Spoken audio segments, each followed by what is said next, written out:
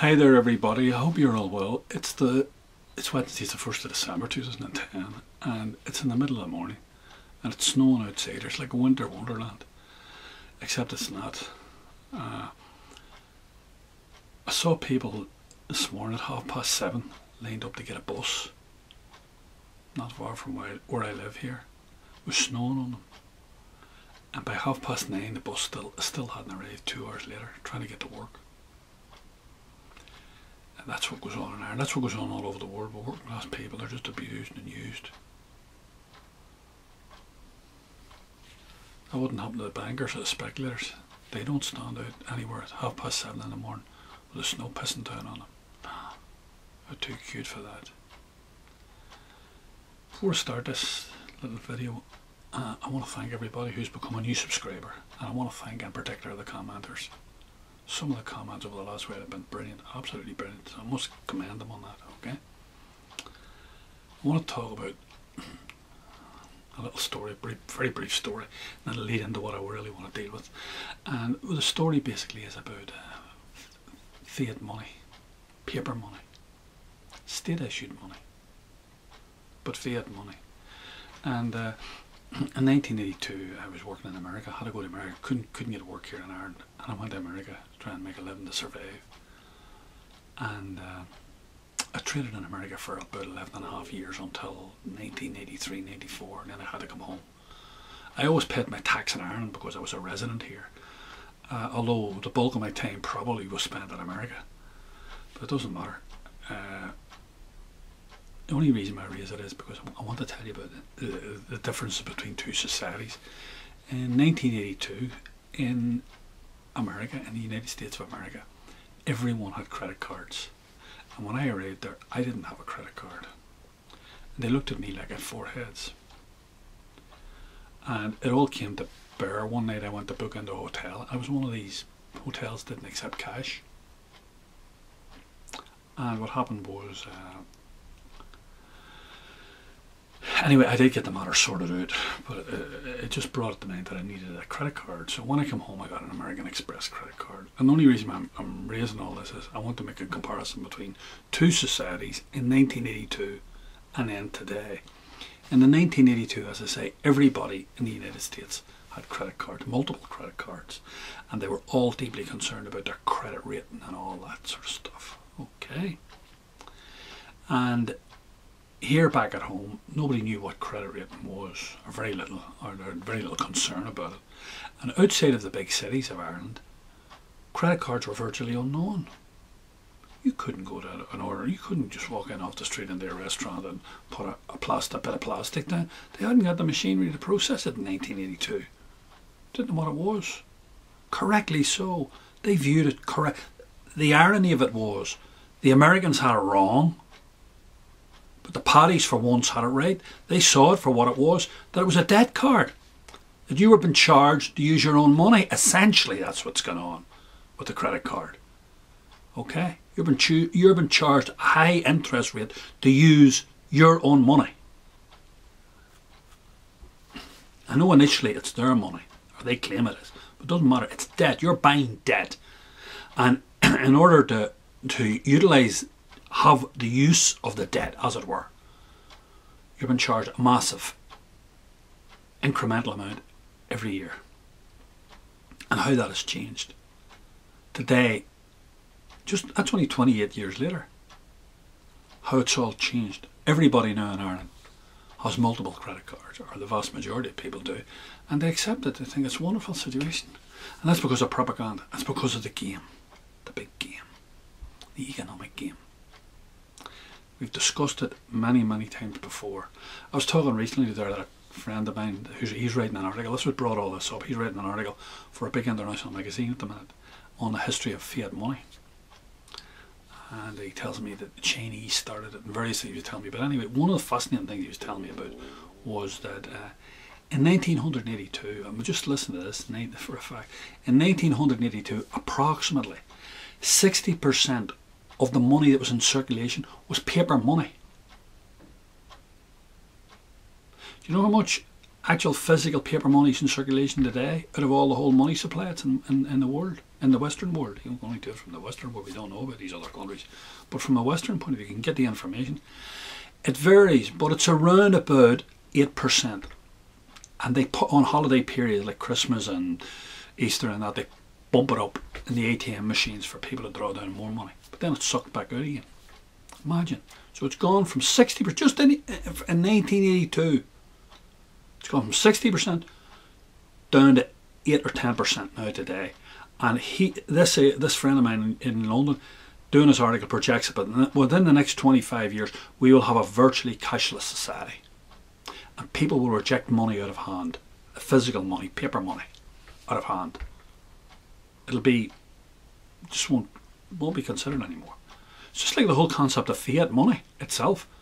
Before 1971, when Nixon introduced the whole concept of doing away with the linking it to gold, people would have thought that was a madness.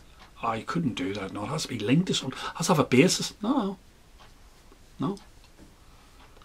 So now we're arriving at a situation where we're heading towards a cashless society.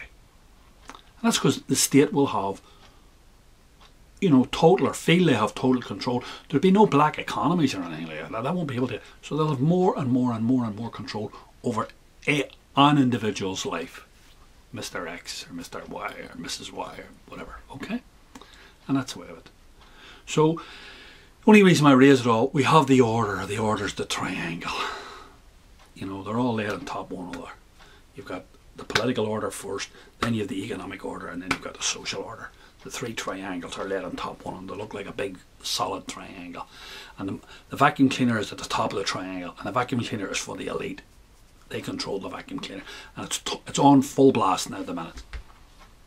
And they're going to suck every penny and every cent down from the bottom up to the top.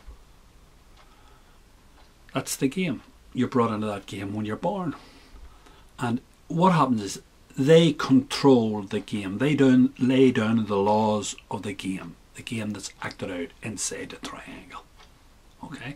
And they want to feel that they are in total control of the game. And if you act outside of the game, that's fine. You can go, you can be an anarchist and do whatever you like or whatever, or a nihilist or a dropout or whatever ism you want to be.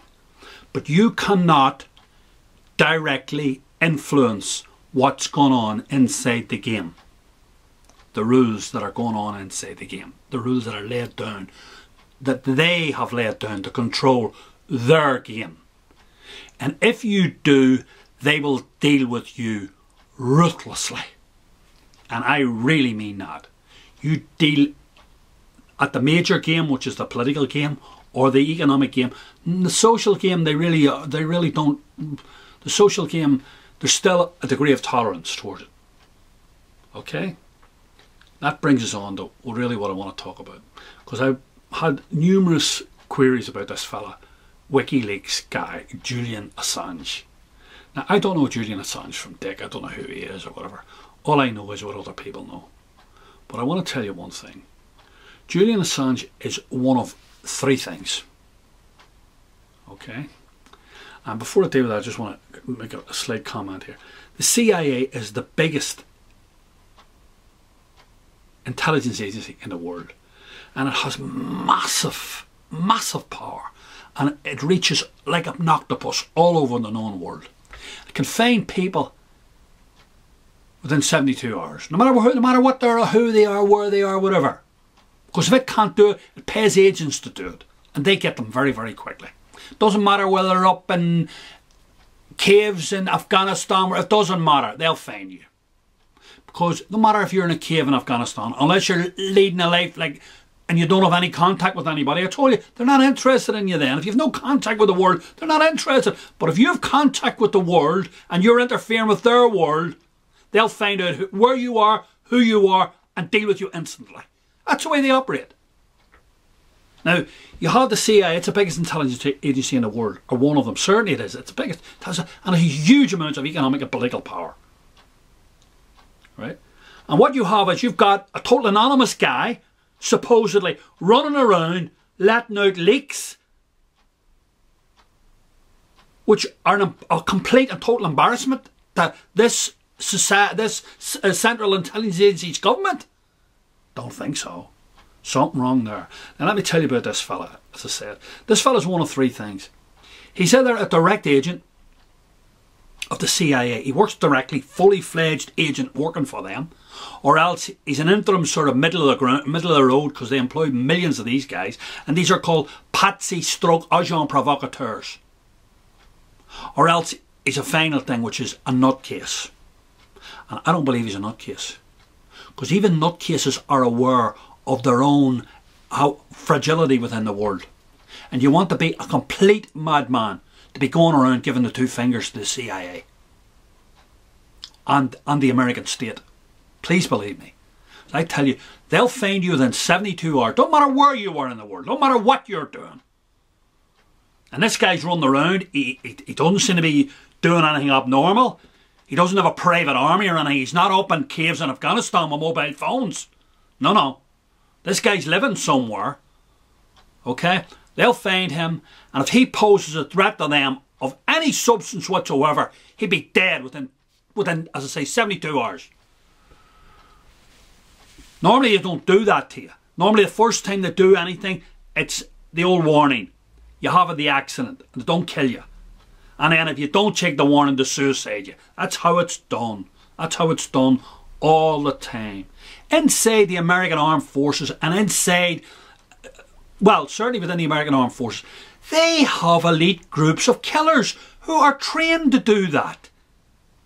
People don't do that. Please believe me, if you're an individual and you pose a threat to any state, our state has them here in Ireland. Our state has them here in Ireland. They just blow you out, they just turn you out like that. There was a gas leak in his house. Terrible accident. Yeah, I don't know what happened. I found him in a car. There was a leak in the exhaust pipe or something like that, and it just, he must have been overcome by the fumes. Yeah. He went into hospital. He had a problem, and don't know what happened. Had to rush him to an emergency. He's dead. I don't know. Nobody knows what happened. Do you think it's a James Bond? Do you think everything's a James Bond thing? They have to put a 38 at the back of your ear. Don't work like that in the real life. These boys are very sophisticated. Well, they think they are. Anyway, he's one of those three things, Mr. Assange. And it's more likely he's the middle one. Direct agent, agent provocateur, stroke patsy, or a nutcase. I don't believe he's a nutcase, and I don't believe he works for the CIA. I believe he works for the CIA, but not directly. I think he's a patsy, stroke agent provocateur. And as I say, once I heard about this WikiLeaks, and once I heard it was getting the propaganda value that it had, and the level of exposure on the internet that it had, I knew immediately it's a fraud, it's a con. We're on the cusp, not an accident, we're on the cusp of a giant war. At this moment, we're on the cusp of a huge war. It's going to break out in the world. I can feel it in my water. I don't know how it's going to happen. I don't know what way it's going to happen. But please believe me, it's going to happen. And I don't think it's an accident that all this stuff's happening. That's all. I think it's a touch of WikiLeaks. Nah, I don't think so. More like CIA leaks. More like CIA.